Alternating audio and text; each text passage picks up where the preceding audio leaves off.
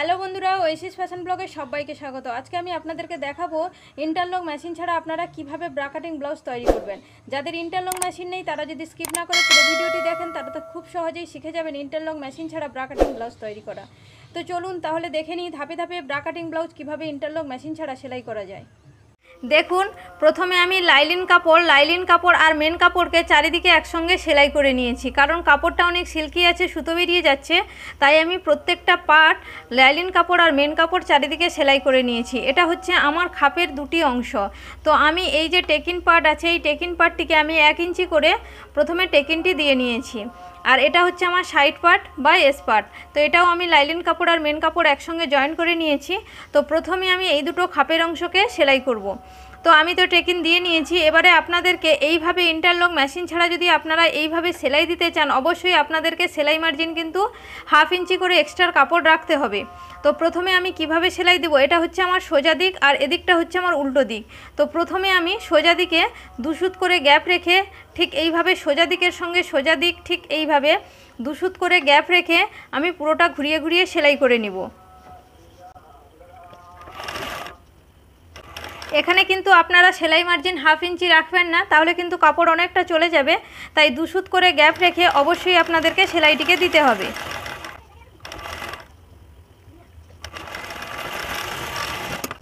দেখুন, আমি সোজা দিকে সেলাই করে নিয়েছি। এবার আমি উল্টো দিকে উল্টে নেব। ঠিক এইভাবে আমি উল্টো দিকে উল্টে নেব। উল্টো দিকে উল্টে সেদিকে আমি 2 সুত করে সেলাই দিয়েছিলাম, আর এই উল্টো দিকে 2 সুতের বেশি আপনাদেরকে সেলাই দিতে হবে, যাতে এদিকের কাপড়টা সোজা দিকে বেরিয়ে না যায়। সোজা দিকে যদি কাপড়গুলো একটু বেরিয়ে থাকে সেইগুলোকে কাঁচি দিয়ে একটু ছেটে দিতে হবে।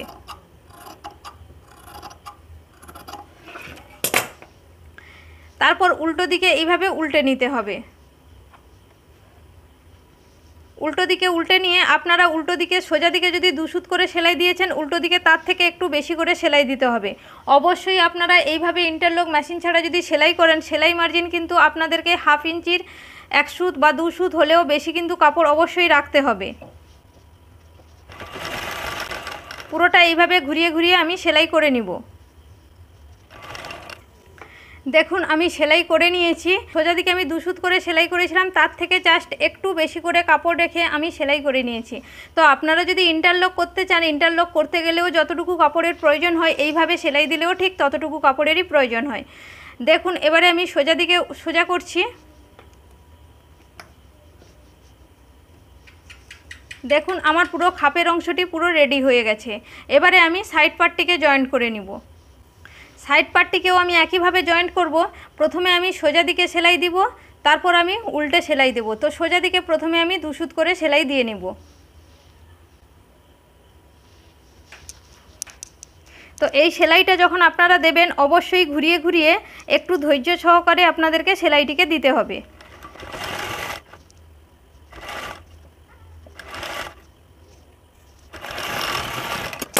দেখুন, আমি সোজা দিকে সেলাই করে নিয়েছি। এটা আমার সোজা দিক, সোজা দিকে আমি সেলাই করে নিয়েছি। এবারে আমি উল্টো দিকে উল্টে আর একটি সেলাই দিয়ে দেব। ঠিক এইভাবে আপনারা ধরে নেবেন।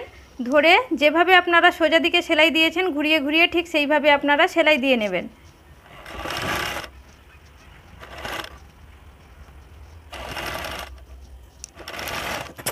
দেখুন, সেলাইটি আমি করে নিয়েছি। আমার ঠিক সেলাইটা এইভাবে এসছে। আপনারা যদি উপরের দিক থেকে সেলাই করতে অসুবিধা মনে হয়, আপনারা নিচের দিক থেকেও করতে পারেন।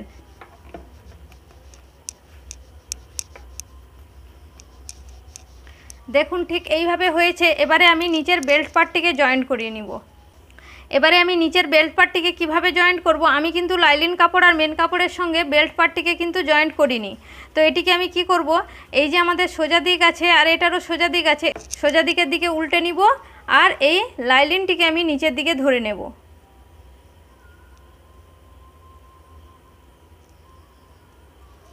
ঠিক এইভাবে, মানে লাইলিন কাপড়টি নিচের দিকে থাকবে আর উপরের আমাদের মেন কাপড়টি উপরের দিকে থাকবে।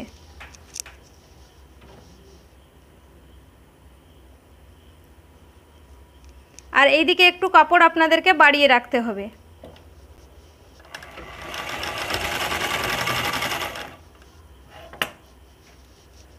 এই যে আমার টেকিন পার্ট আছে, টেকিনের যে কাপড়টি আছে এটিকে অবশ্যই আপনারা কোণ করে মুড়িয়ে নেবেন। এইভাবে কোণ করে আপনারা একটু মুড়িয়ে নেবেন।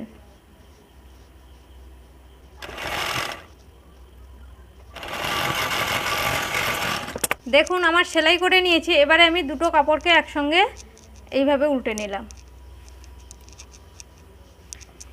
হয়ে গেল এটি আমার বেল্ট পার্ট বসানো। এবার এখান থেকে দুটো চাপ সেলাই দিয়ে দিব। দুটো চাপ সেলাই দিয়ে আমি চারিদিকে সেলাই করে নেব।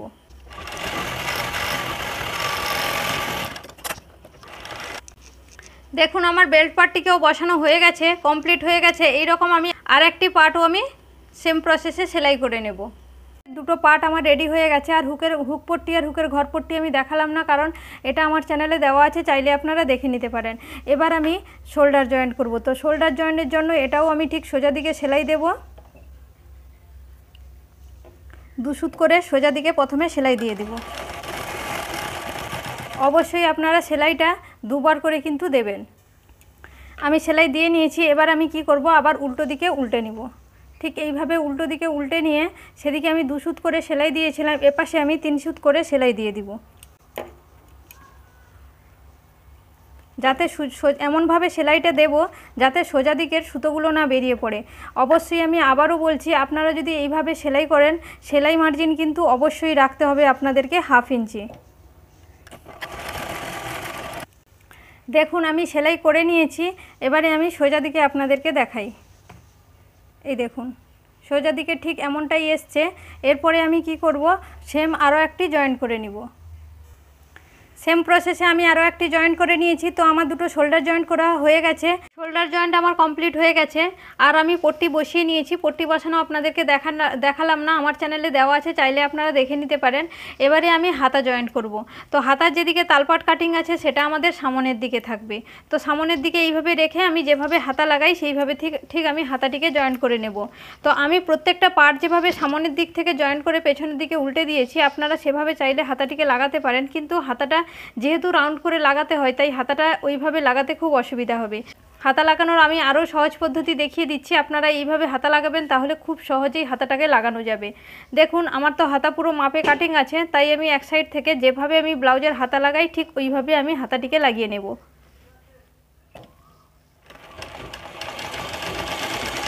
আপনারা যেভাবে হাতা লাগান ওইভাবে হাতাটিকে প্রথমে লাগিয়ে নেবেন।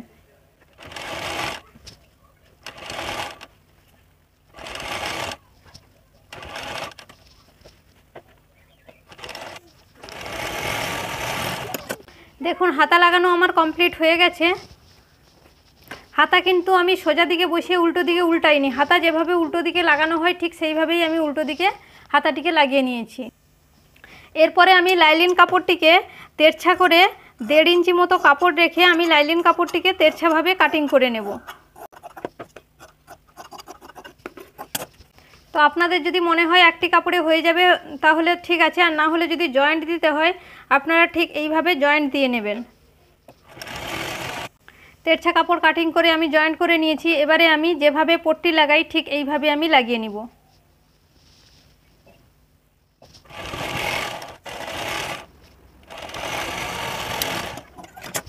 দেখুন আমি লাগিয়ে নিয়েছি। এবারে আমি এই কাপড়টিকে উল্টে ঠিক এইভাবে ফোল্ড করে সেলাই দিয়ে দিব।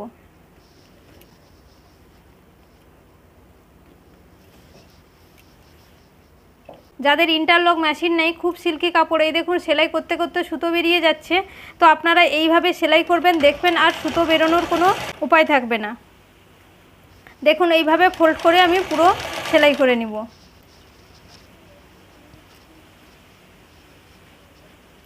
মানে যেভাবে আপনারা গলার পট্টি বসান ঠিক এইভাবে আপনারা ফোল্ড করে করে পুরো হাতাটিকে সেলাই করে নেবেন।